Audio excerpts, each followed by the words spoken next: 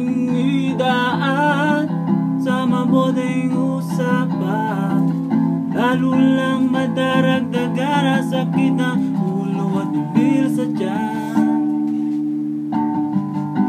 Anong sarap kami naging magkaibigan, napuno ako ng pag-asa.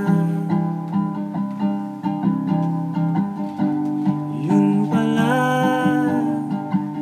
hanggang dun lang ang kaya. Akala ko ay pwede pa,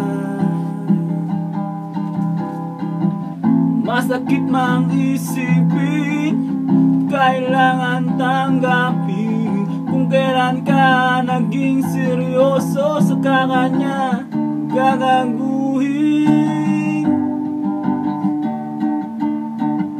Ano ba naman ito? Di ba lang hiya?